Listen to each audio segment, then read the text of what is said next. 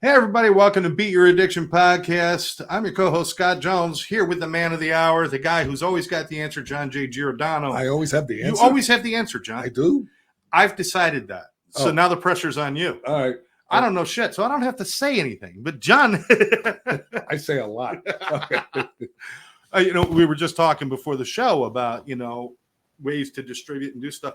The new technologies and everything. We're a couple of old guys. We're trying to keep up with the new technologies and everything. But how cool is it that we can do this and just reach endless amounts of people with the message? You never had this in your career before where you could do things like this, right? No, you had to go to seminars. You had to do lectures. You had to go all kinds of different things. Yeah, and a lot of those, some of them still exist, but not the way they used to because there's so much access here. It's really cool because you can get information out. You know what it reminds me of? When Gutenberg first put print, yes, right, with the printing press, how people from one side of the world can give information to the other side of the world. Yes, and that's how knowledge grew. And now you got the internet, which is growing, I think, a little bit too fast, maybe. The shame is with the access of all this information and ability to reach so many people, we're still losing our battle on addictions, mental health, alcoholism. We're still losing the battle. We still got so much further to go. You can help by subscribing to this channel, liking the show, leaving a comment, and more importantly, tell your friends about it. Share us. That's how you can help us to get the word out there to more people. We're giving you the latest information, scientific information, not just anecdotal information, to how to beat your addiction and live a quality life. Absolutely. If you want to know more at any point about what John does, go to johnjgiordano.com. It's right there on the screen. It's the letter J, not spelled out. johnjgiordano.com. All of his publishings. How many journals are you in now, John? I'm in over 80 medical and scientific peer-reviewed journals. I've been treating mental health and addiction for about a little over 37 years, and I'm in recovery coming up on 40 years. He's got books. He's got podcasts. He's got publications, he's got connections, and he's got information. And you're never afraid. If you looked at what he knew at the beginning to what he knows now, he's never afraid to learn something new. And that's important, isn't it? Absolutely. You know what I know? I don't know. I don't know what the hell that means. All right. So we got a great guest all the way from Utah. I think it was our first Utonian. Oh. Is it? No. Is it Utonian? Utahian? Utahite? It's Utah something. Utahwinian? All right, we'll have to ask him. We got our first person from Utah with us today. This is Chase Warburton, and through his own struggles, and we'll let him tell the tale, but his own struggles with addiction, mental health, suicide within the family, he has decided to head in the direction of helping people through podcasting, through a self-help book that he's writing, through the Wellness Center in Utah and helping people with mental health addictions and overall wellness. So this is the kind of guy that we want to meet more of these people, right, John? Absolutely. This is Chase. Doing God's work. Chase, thanks for being here, brother. Hey, thank you guys for having me. I'm really excited. And it's Utah. Utahn? Utahn. You kind of have to drop the N. Utahn. Utahn. Yeah, Utahns have a real lazy vernacular. So just drop the end of most of your words and you'd fit in just fine here. Hey, we're in Utah. Who cares? Hey, call us what you want to call us. Exactly. All right. Yeah, there's a time zone difference. I believe in Utah it's still 1943. But anyway, I'm just kidding. Beautiful place out there. You got some great country, great land. We love being here. We're in Florida. Beautiful area, Florida. Just outside, just north of Miami, just west of Fort Lauderdale. We're in a perfect position here. Beautiful, beautiful. The only problem is we're living in an oven 6 months a year. Well, it's better than living in a micro oven, It's true. So tell us all about you. Yeah, absolutely. So my name is Chase again, Chase Warburton. I'm 28 years old. I've lived in Utah my whole life. I did travel around for a few years after I graduated high school, most of the West Coast, some of the East Coast, or not East Coast, but like Arkansas and Missouri and some of those areas. I have a beautiful wife. I've got 2 kids and a third one that's due in December. Some of my favorite hobbies right now kind of consist of like podcasting and I love fixing things as well. I think working with my hands is kind of a skill that I've developed over time that makes me feel competent as a man. So fixing like refrigerators and ice makers and that kind of stuff is just a lot of fun. I enjoy barbecue. I love combat sports, boxing, Muay Thai, Brazilian Jiu-Jitsu. I'm getting into racquetball. I love racquetball. I always tell myself I'm the worst person on the court because I don't know the last time I actually won a match. But yeah, just learning to like step into my heart, learning to be the best version of myself, and learning what it actually takes to be a father. So that's cool. That's a challenge also. And I'm a grandmaster in the martial arts, by the way. Oh, it's cool. That for over 60 years, black belt in judo, black belt in jiu-jitsu, and 10th degree black belt in Goju-Ryu karate. There we go. Yeah, you're the type of person I aspire to be. Okay. That's really cool. He doesn't know you that well. We'll let it go. We'll let it go. So tell me Congratulations. about your journey and how you help people and what you're doing. And it's very admirable that you want to give back. Yeah, But, thank you. Tell us a little bit about, your methodology and how you see addiction and Yeah, things like that.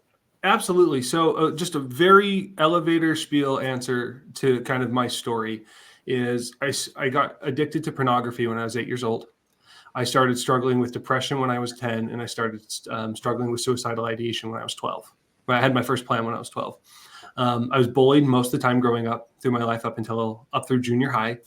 I got into smoking and vaping and drugs and pills and sex addictions all throughout high school. And as soon as I graduated when I was 18, my little sister completed suicide. She was 16 at the time, and she completed suicide because of a concussion. And my addictions got worse at that point. I started spiraling really hard, right near the end.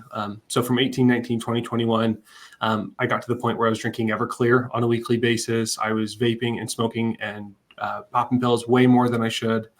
I got to the point where I was doing dabs, and it was, a lot of suicidal ideation. I was in the hospital at one point over a New Year's because I had a plan to kill myself and I was going to act on it. About 3 days before my 21st birthday, I remember that I had just I had woken up on a tile floor, cuddling a bunch of guys hungover.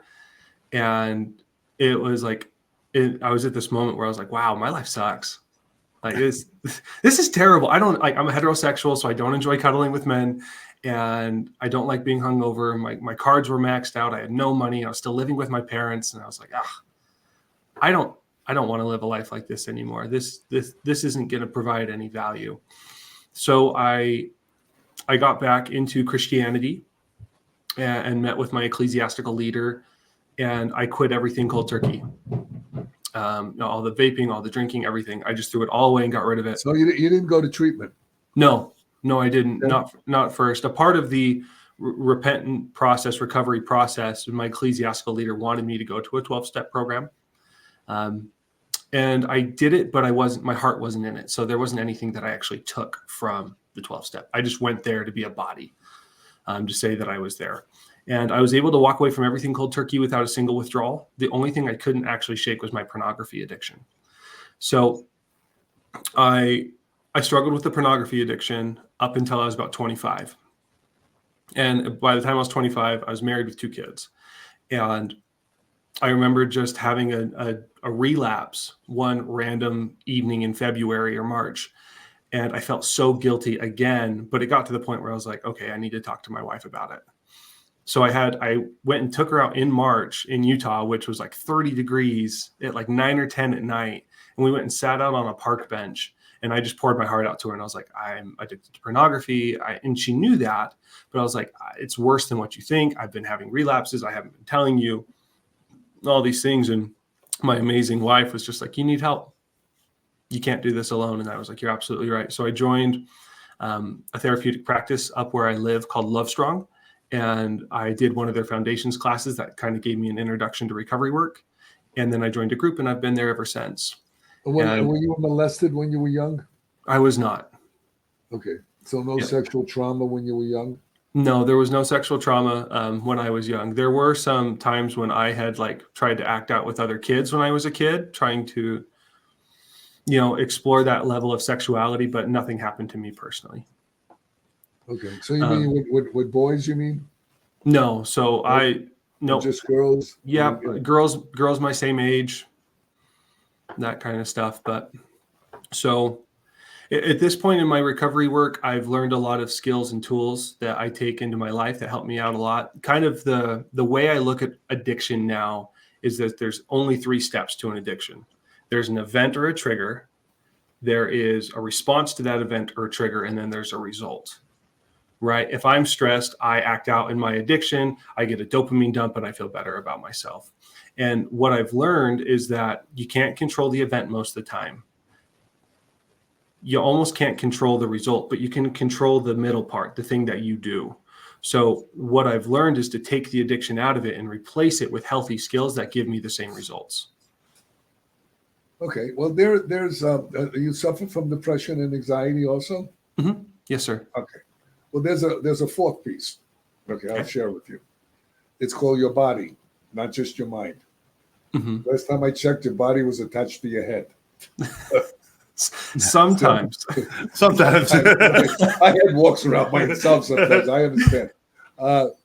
So there are medical conditions that can cause depression and anxiety that most people don't even realize and don't even look at. Right. If you have leaky gut, H. pylori infection, these are gut issues.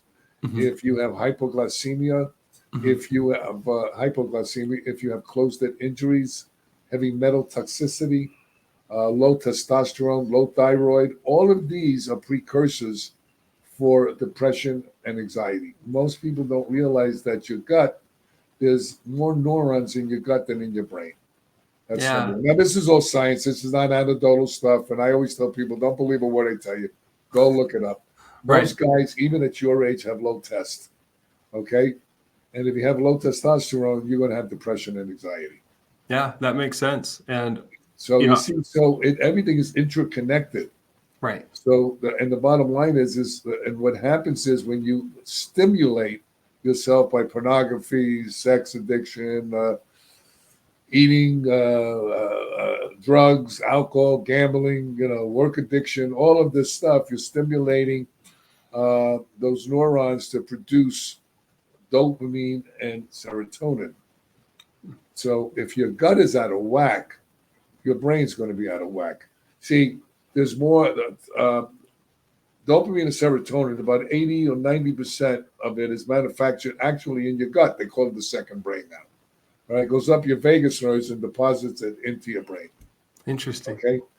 So, there's a lot of, it's a very complicated thing, addiction and mental health, because now you got genetics, okay, that are involved. So I work with Dr. Blum. He's the main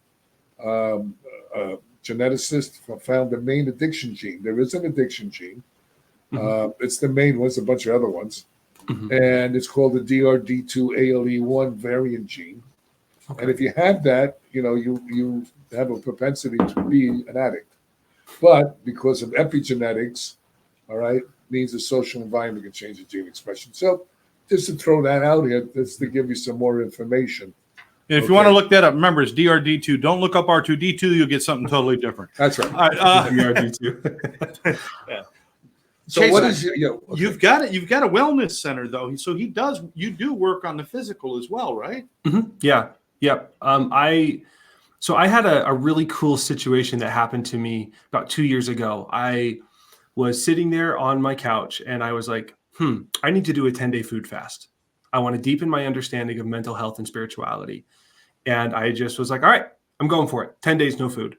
And I learned some very fundamental truths there that align perfectly with what John was saying. And the first is that the food you intake, your gut health and your brain health, are directly and completely correlated, right?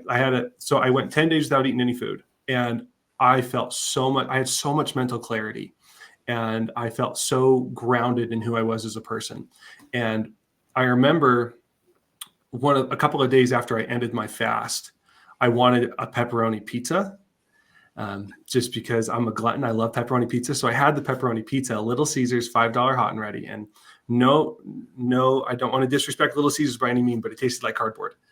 And after I ate that pizza, I started instantly having thoughts of suicide, depression. I was spiraling so hard. Ended up having a Caesar salad afterwards, and that went away. And that it just hit me really hard in that moment. I was like, wow, how we treat our guts is so and way more important than what people realize.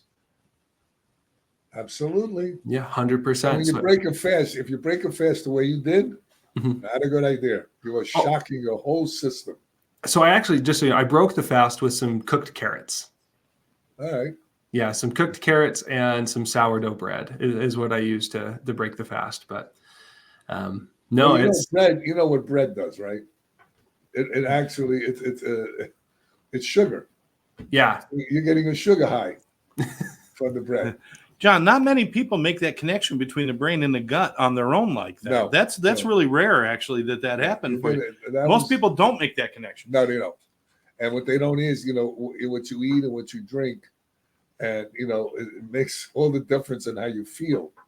And food has, what people don't understand is like when you eat vegetables and you eat, and things like that, it's the sunlight that puts the light into your the chlorophyll and all that into that material that you eat. And that light, when you eat, gives you the energy in your mitochondria.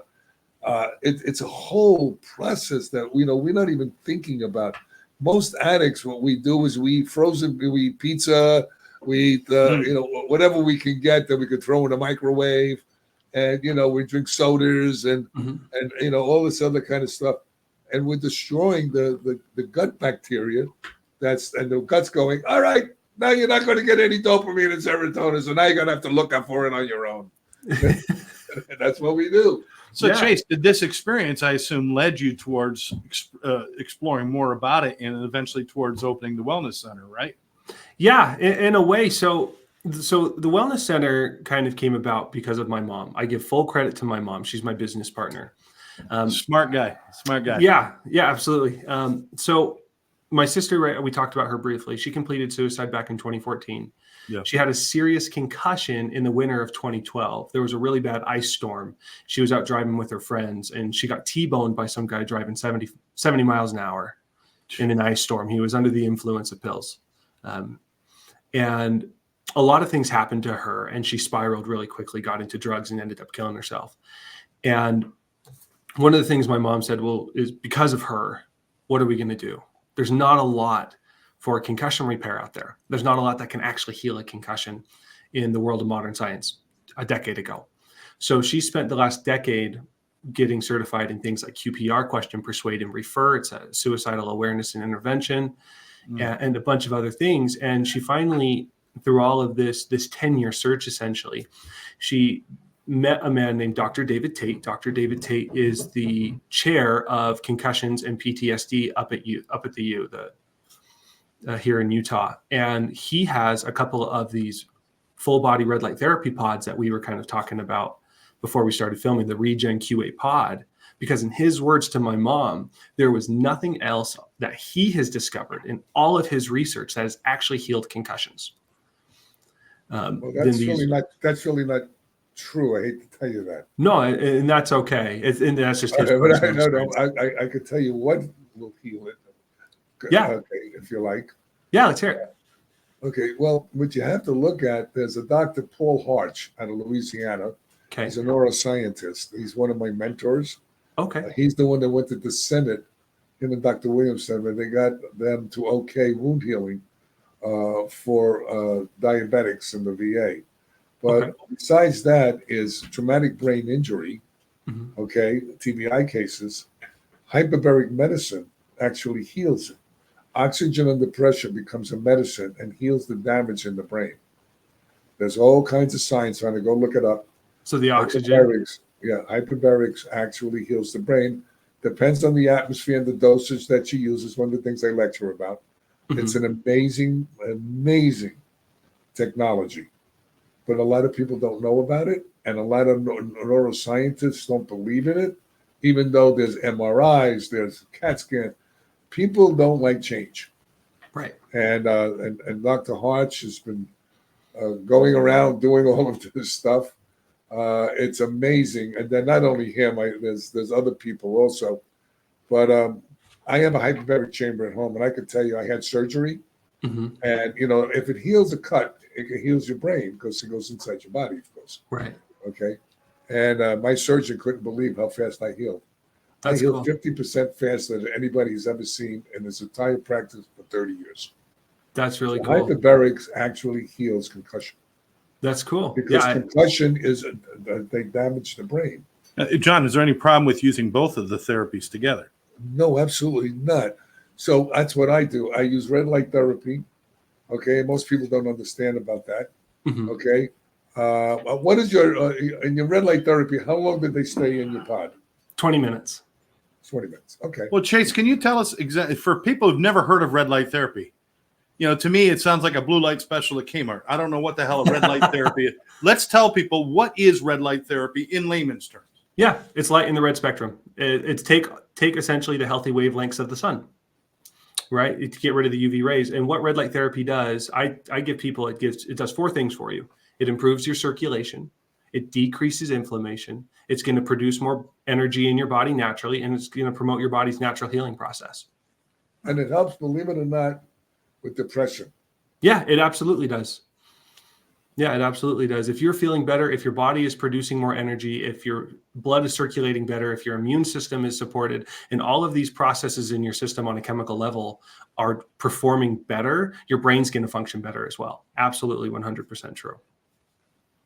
Wow. People can go look all this stuff up. The problem is there's so much fake news out there. People don't know which is what, which is. Now, is this the same as infrared therapy? So it's close. Yeah. Okay. So red and near infrared, they're just different spectrums, right? Red, you can see the red spectrum. You cannot see the near infrared spectrum. Yeah. When in the chain in the pod, you think your lights are out, but they're really not because you can't see it. Exactly. Okay. And the red light therapy, you actually see the light. And the thing is that what is your protocol, by the way? Yeah, so it kind of depends. So we can pulse the light as well. And what we're starting to uncover in the realm of science is that pulsing the red light therapy can produce different effects. So like, for example, red light pulsed at 20 hertz produces dopamine in the brain, right? Red light pulsed at 40 hertz removes that gray matter, that plaque that builds up on the brain that causes Alzheimer's disease. So what do you mean pulse? Your pod pulses?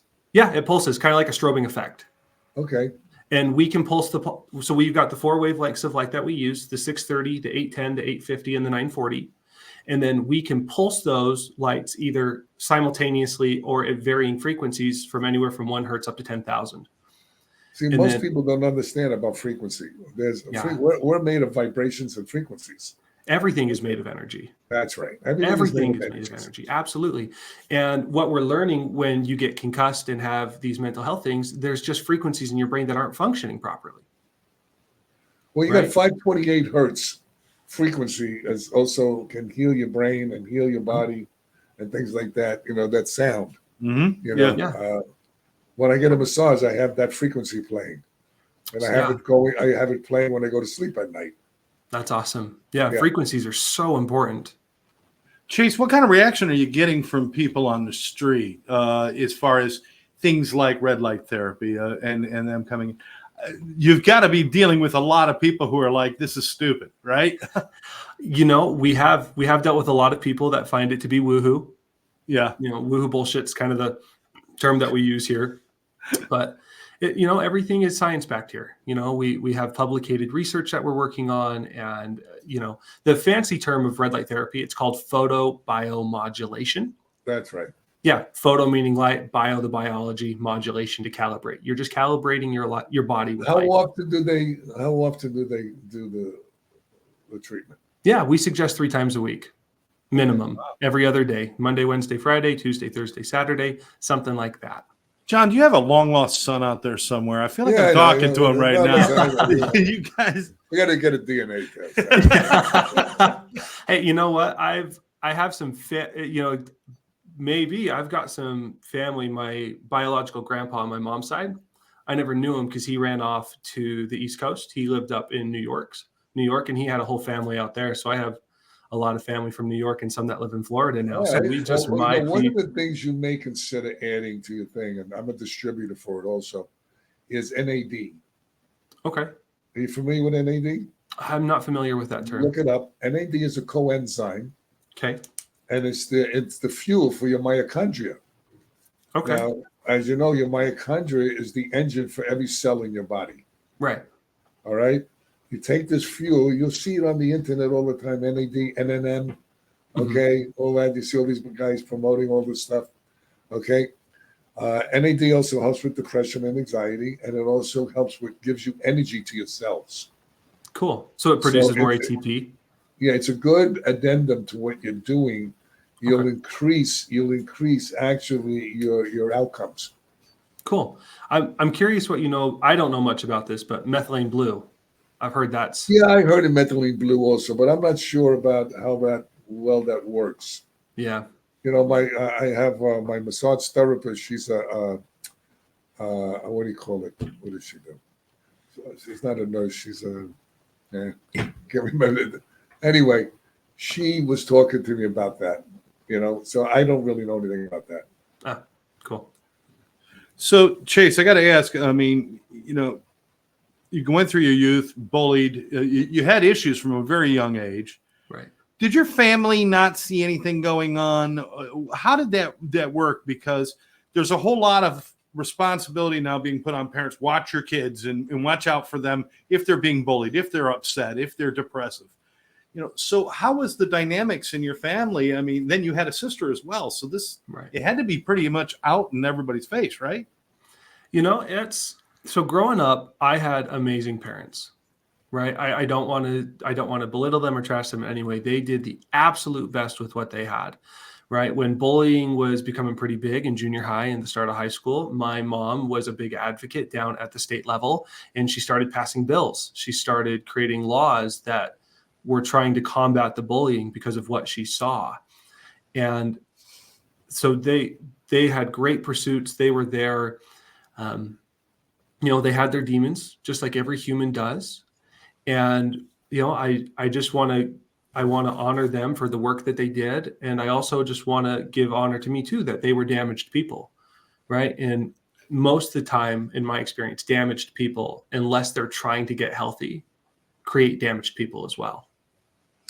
So we're talking about the damage as a young person, early teens and stuff like that. And John, you understand that because where you grew up, you know, there was a lot of influence on what you were doing when you were 12 and 13 years old and stuff in your whole life, right? I Right. mean, Well, my family was a mafia. My father was a heroin dealer. My uncle was a hitman for the families. My grandfather was a Shylock. Matter of fact, if you would like, you can get my book. It's my life story. I would love it. How I got molested and how my father went to jail and how I only went to the 9th grade, how I got bullied when I was a kid because I was overweight. You know, all of those things that happened to me wind up, you know, I remember being on a podcast and a guy said to me, "What would you change?" I said, "Absolutely nothing." Not a thing. You know, because everything that happened to me brought me to where I am today. And, you know, and today I'm a whole different person. Yeah.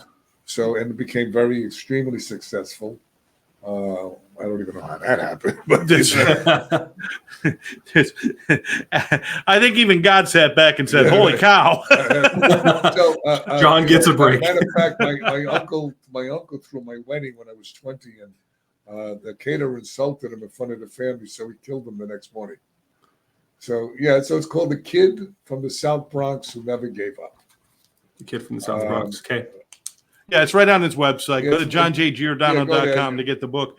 So, John, coming from your family, which is kind of like feeding you a lot of negative messages about how to live. But they were a great family. No, they're still a good family. Bad. You know, they loved me. You know, but you know, just crime. don't mess with them. That's all. Crime and drugs and stuff. And then Chase, coming from your family.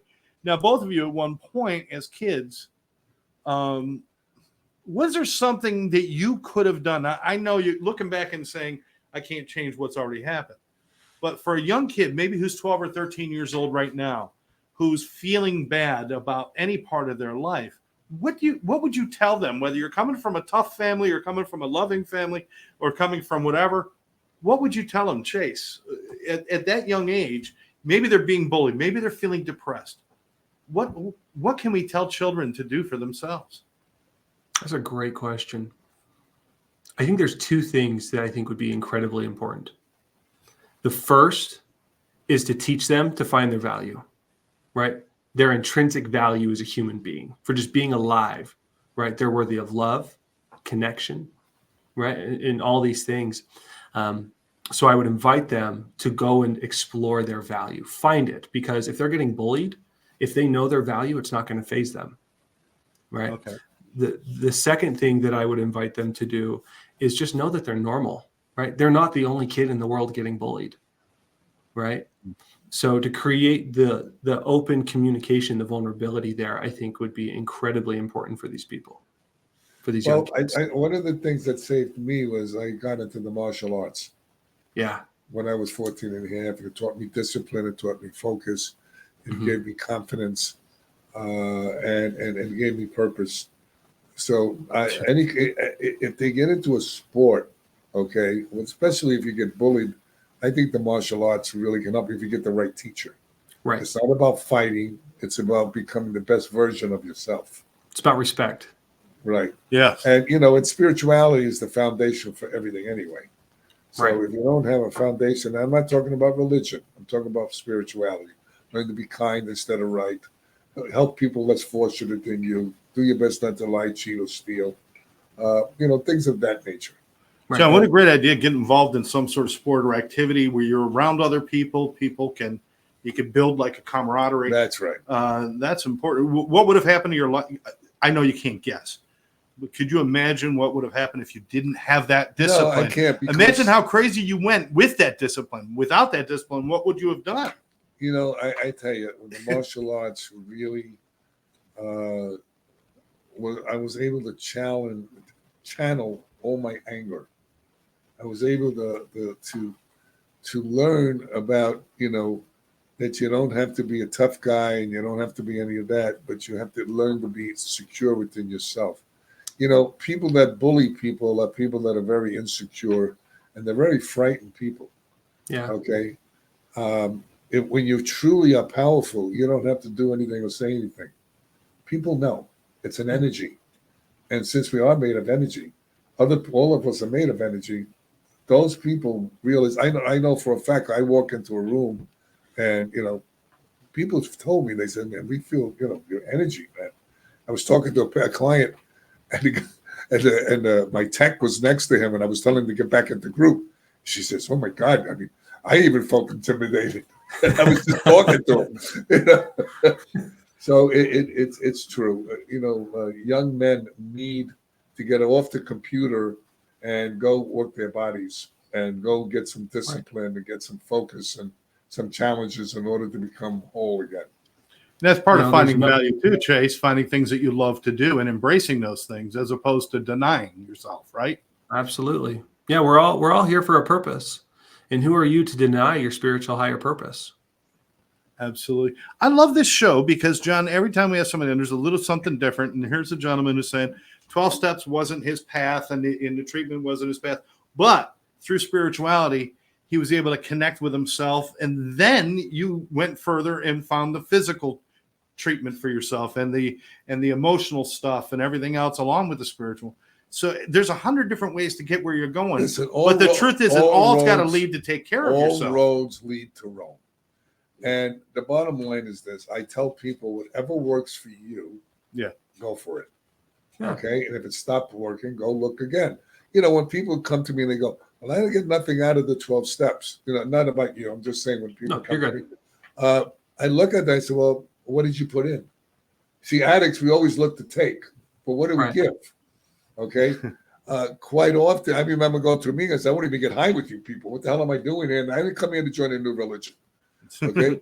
And here I am still going to meetings 40 years later.